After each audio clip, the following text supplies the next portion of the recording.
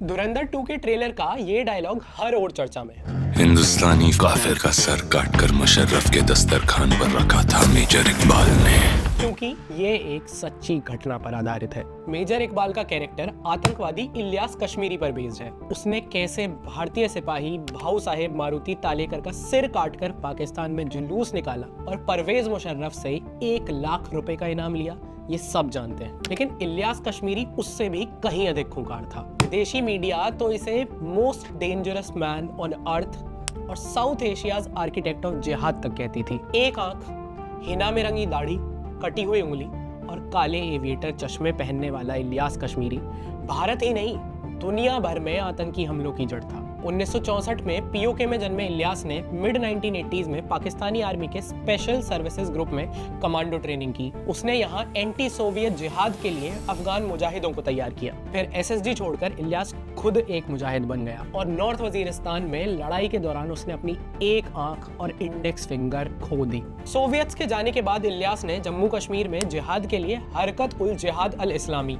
हुजी की 313 ब्रिगेड बनाई। इसने कोटली में मास्कर महमूद गजनवी कैंप बनाकर जिहादी तैयार किए जो लगातार भारत में घुसपैठ और आतंकी हमले करते रहे हैं। ऐसे ही एक हमले में इलियास कश्मीरी को भारतीय सेना ने पकड़ भी लिया, लेकिन 2 वर्ष बाद वो जेल से भाग निकला। सन 1994 में इसने उमर सईद शेख के साथ मिलकर मौलाना मसूद अजहर जैसे आतंकियों को छुड़ाने के लिए ऑपरेशन अल हदीद लॉन्च किया। इस ऑपरेशन में उसने विदेशी टूरिस्ट को किडनैप करके वेस्टर्न यूपी में गाजियाबाद के घर में कैद कर लिया था। इस घर पर पुलिस की रेड हुई जिसमें उमर तो पकड़ा गया, लेकिन इलियास एक बार फिर भाग निकला। इसके बाद इलियास की मदद से दिसंबर 1999 में हुजी के ही एक स्प्लिंटर ग्रुप ने IC-814 हाईजैक करके मसूद अजहर और उमर सईद शेख दोनों को छुड़ा लिया। इसी मसूद अजहर ने 2001 में भारतीय पार्लियामेंट पर आतंकी हमला करवाया और इसी उमर ने 2002 में अमेरिकन जर्नलिस्ट डेनियल पर्ल को किडनैप किया था। इसके बाद भी इलियास नहीं रुका।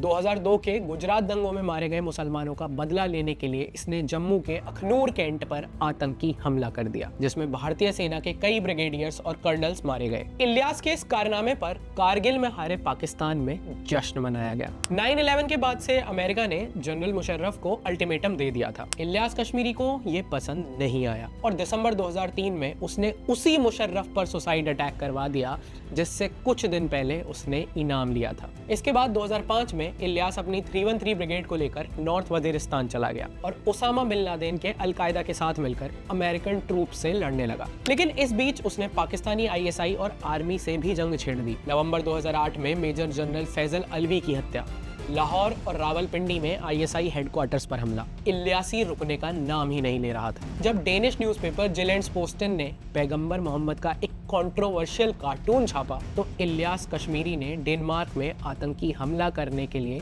डेविड कोलमैन हेडली को $15,000 दिए थे। वही हेडली जिसने लश्कर-ए-तैयबा के 26/11 मुंबई टेरर अटैक्स के लिए लोकेशंस की स्काउटिंग की थी। यहाँ तक कि इलियास से ही जुड़े एक ग्रुप ने 2010 में पुणे की जर्मन बेकरी में बॉम्ब ब्लास्ट किया था। फॉरेनर्स के बीच पॉपुलर इस बेकरी को भी इलियास के ऑर्डर पर हेडली ने ही स्काउट किया था। एक इंटरव्यू में इलियास कश्मीरी ने यहाँ तक कहा था कि वो यूरोप समेत दुनिया भर में मुंबई से भी बड़े आतंकी हमले करने वाला है। अपनी ऑपरेशनल प्रावेस के चलते इलियासी ओसामा का बहुत खास बन गया था और उसके अधिकतर ऑपरेशनल ऑर्डर्स वही एग्जीक्यूट करता था। एक समय पर अगर ओसामा अलकायदा का स्पिरिचुअल लीडर था, एमान अल जवाहिरी उनका फिलोसोफर, तो इलियास कश्मीरी इस टेररिस्ट ऑर्गेनाइजेशन का मिलिट्री ब्रेन था। जब 2 मई 2011 को ओसामा मारा गया तो उसके बाद CIA की हिट लिस्ट में सबसे ऊपर इलियास कश्मीरी का ही नाम था। अमेरिकन एजेंसीज के मन में इलियासी का इतना आतंक था कि उन्होंने महीने भर बाद ही जून 2011 में पाकिस्तानी ISI की मदद से उसकी लोकेशन निकाली